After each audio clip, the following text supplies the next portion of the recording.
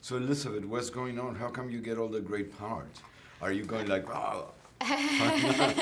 I feel really lucky right now. I'm having a really, really fun time working. And yeah, I feel super lucky that Gareth and Legendary both thought of me for this. Also, you're doing great independent films, this humongous blockbuster, which is very, very well done. So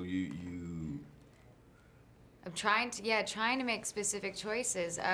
When I got the phone call for Godzilla, I never grew up with Godzilla growing up, so for me it was just kind of like, oh yeah, like, I guess they're making a new one, but you hear Legendary's making a new one, and that makes you excited because you're a huge fan of their films, and then they tell you Gareth Edwards is directing it, and then I went to go see Monsters, and so impressed by his sensibility and attention to this story-driven aspect of a film while recreating a subtle world where these monsters exist, and it seemed like a great marriage. And then just meeting with Gareth and hearing about, you know, the darkness, the grittiness, the true fear, why Godzilla was made to begin with, and being respectful to the Japanese origin, and all of that makes you that much more excited. And then, you know, they also create a great part for a young woman, you know, and so that combination is really great.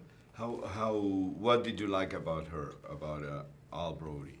Well, I feel like when you are a young woman in these kind of blockbuster films, a lot of times you're just used as a damsel in distress or things like that. And I really loved being able to play a mother and to play a wife and to play a nurturer and a caretaker and a nurse. And strong, and being able to try and be strong for your son and for your husband, but really, you know, that battle between the conflict of, you know, when can you show your weakness and when not to, and it's nice to have those kind of contrasts. And being part of a new generation of actors and actresses, do you guys have a group, or yeah, you know, no. we're the generation whatever? No, I don't. I mean, I have made some friends along the way just from I don't know, doing press or going to work events, and that's really it. Most of my friends don't actually work in this industry, so I don't feel like I'm part of like a cool group of young gals in movies. Do you care about being recognized with awards and stuff like that when you get, you know?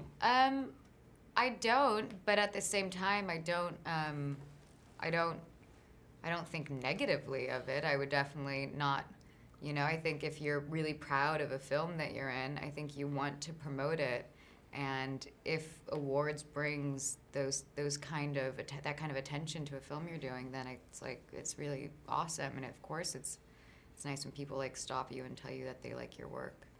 Godzilla's a nice monster, no, in a way, yeah. Yeah, I loved Godzilla. Sweet and humongous, but yeah, I was amazed that in special effects they were able to give him such a personality, and you feel bad for him. Yeah, you know, he doesn't mean to be stomping around and hurting people. He's just trying to restore the planet. And you really do care for him, and he does seem so sad. And how do you deal with fame that comes with this job?